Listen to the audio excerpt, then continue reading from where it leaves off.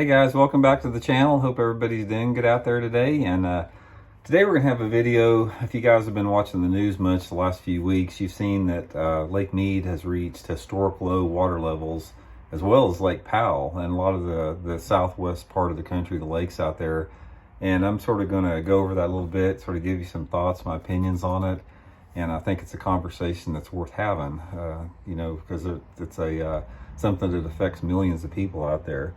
But hey, first before we get into it, just want to remind you guys, tomorrow night, Johnny and I have our weekly podcast on Fish the Moment Live. We're going to be talking about specifically, Johnny was finding out that a lot of the fish are getting educated to live scope and actually becoming harder to catch with a live scope. So we're going to have a discussion on that.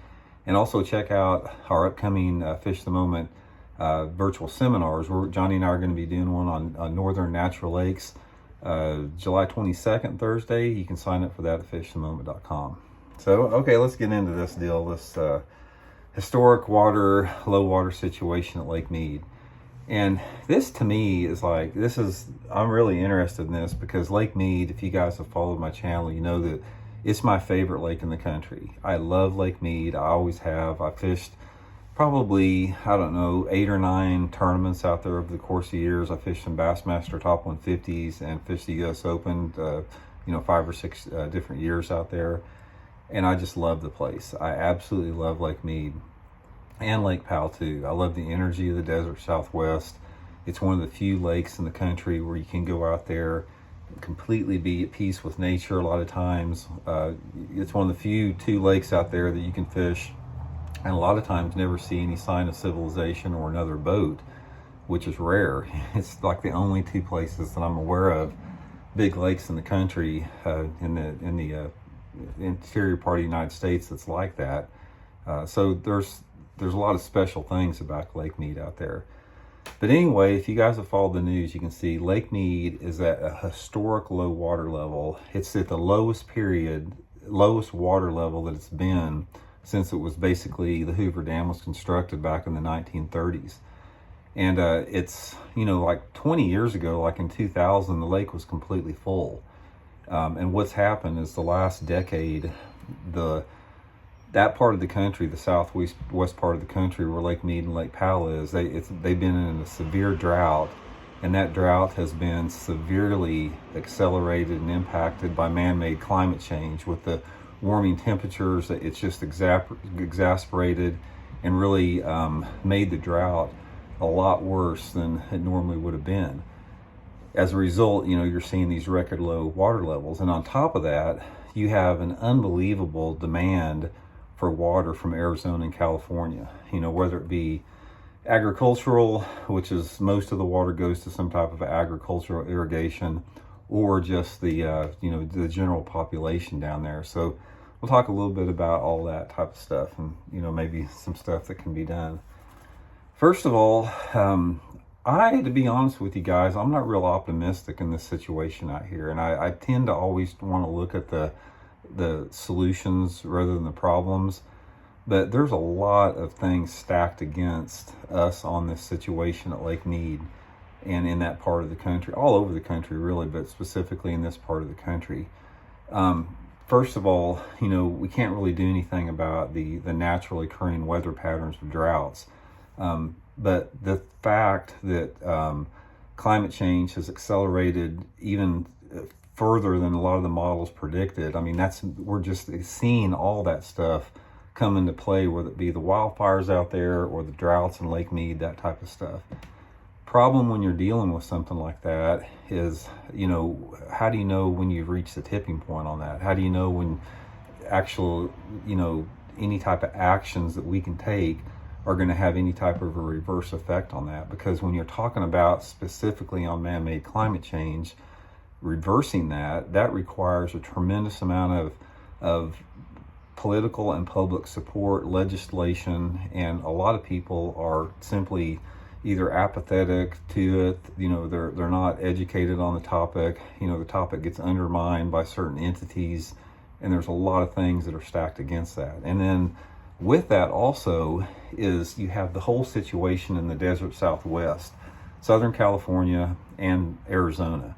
everybody wants to move to nice, warm climates. That's why you see, Florida becoming overpopulated. You see Arizona and California, all of it becoming overpopulated. And one of the byproducts of a lot of people moving into an area like in Arizona and California that is consuming a lot of the water that comes out of Lake Mead is the fact they're simply living out of balance with that particular part of the country.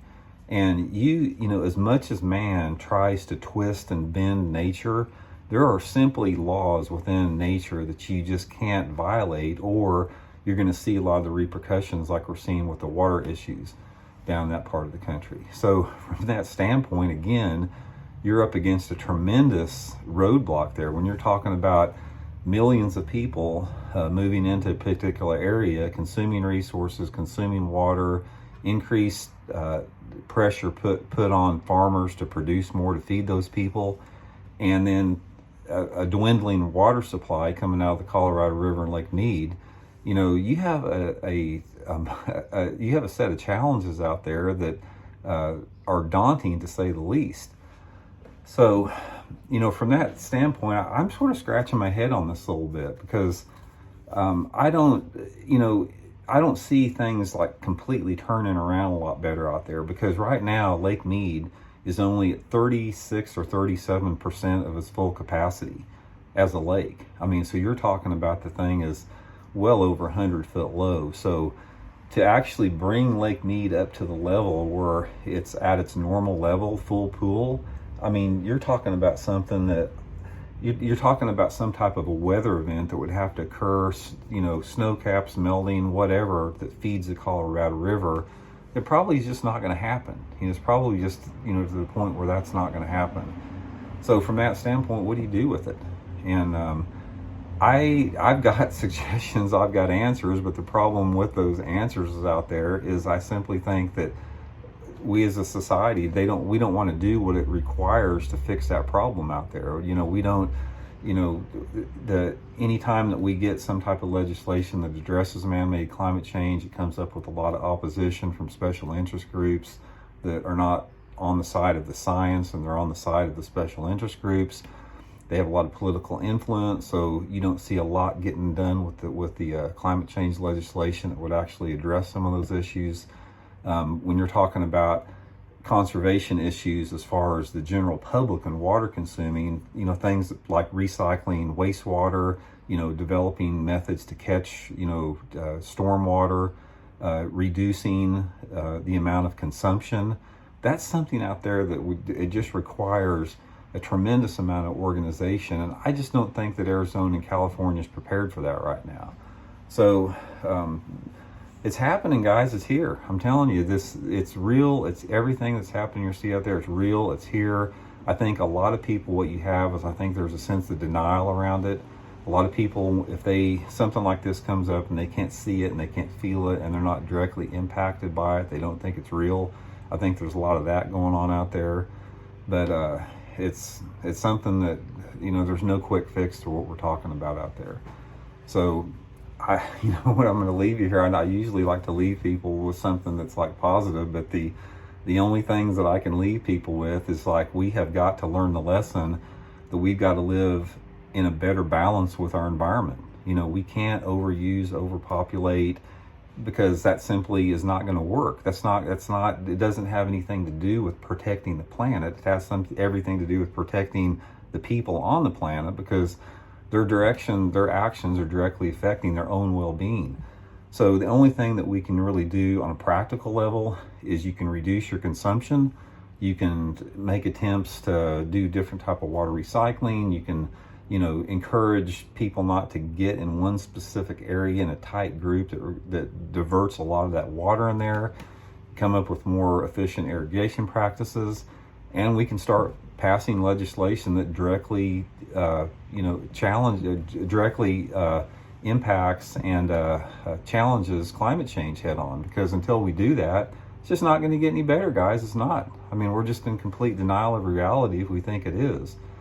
So anyway, I just wanted to throw that out there, guys. Let everybody know an opinion on that. Let me know what your guys' opinion on this is. It's like, it's pretty frustrating. Just people out there that, like I said, love Lake Mead, love to fish Lake Mead and Lake Powell.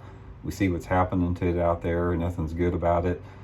It's not only going to affect every aspect of people's lives, but it also affects bass fishing. It affects the economy that's surrounded by, people that use the lake. I mean, it's not only an environmental issue, but it's a huge economic issue too, because, Lake Mead and, all the lakes out there, they bring in millions of dollars every year in recreational traffic, and, that's going to be affected by it too.